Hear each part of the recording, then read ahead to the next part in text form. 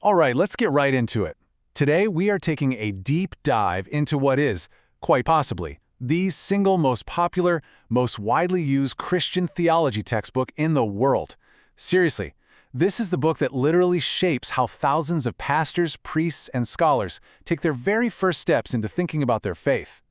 But to really get why this book is such a big deal, we have to talk about the problem it's trying to solve. Because Christian theology, well, it's not just a list of beliefs you can memorize. It's a messy, living, breathing, and often pretty heated conversation. I mean, just think about it. How would you even begin to jump into a discussion that's been going on for 2,000 years? You've got brilliant people arguing across different centuries, different continents, and different languages. Where do you start? How do you even catch up? That's the impossible task of learning theology. And for a huge number of students, seminaries, and universities, the answer to that impossible question has been this book.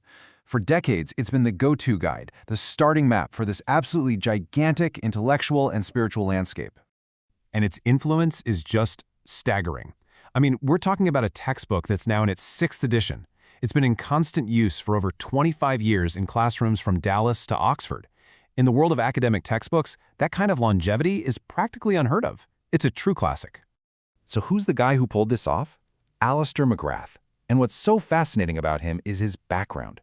Yeah, he's a top-tier theologian at Oxford, but he actually started his career as a molecular biophysicist. So he has this training in both hard science and deep theology, which gives his work this really unique, really precise interdisciplinary feel. And that unique background? Well, it leads to a pretty unique approach to teaching theology. McGrath doesn't just hand you a list of doctrines and say, memorize this. No, he gives you the actual blueprint, showing you how these ideas were built brick by brick over the centuries. And this quote right here from the legendary theologian Karl Barth, this is the key to his whole project. You just can't do theology in a vacuum. His core belief is that to really get the what of Christian belief, you absolutely have to understand the why and the how from history. The doctrines we talk about today, they're the end result of centuries of debate, struggle, and discovery. So how does he actually do it? This is the secret sauce right here. His method is a two-step dance. First, he builds the foundation.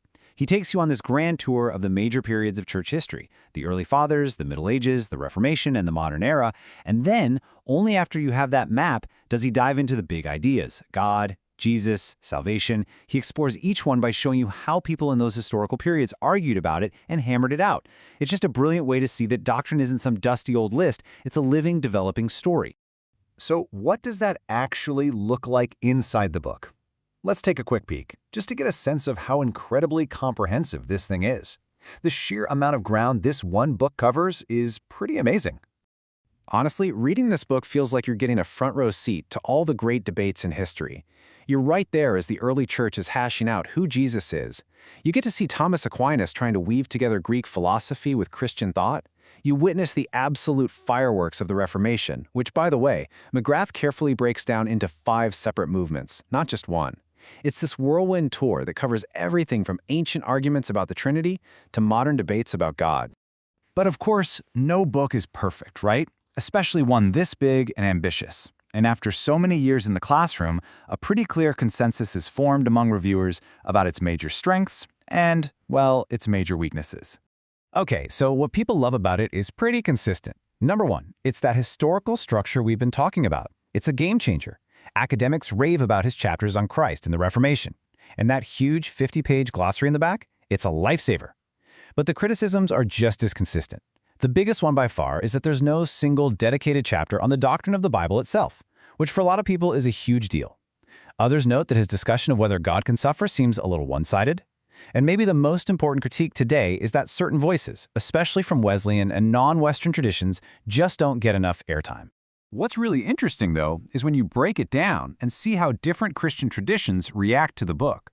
It's kind of like a theological Rorschach test. For folks from the Reformed tradition, it feels fair, but it skips over some of their key historical documents about the Bible. For Wesleyans, yeah, their founder John Wesley is in there, but their really unique ideas don't get fully fleshed out. Catholic readers often say it's respectful, but that their tradition gets treated more like a sparring partner for Protestantism instead of being understood on its own terms. And while Eastern Orthodox readers are usually happy to get more attention here than in almost any other textbook of its kind, the whole framework of the book is still deeply Western. So let's put it all together. What's the final verdict? Who is this landmark book really for, and who might want to maybe look for a different guide? The bottom line seems pretty clear. If what you want is to understand how Christian beliefs grew and changed over time, the why behind the what, then this book is an absolute masterpiece. It's perfect for seminary students, pastors, or really anyone who wants that historical context.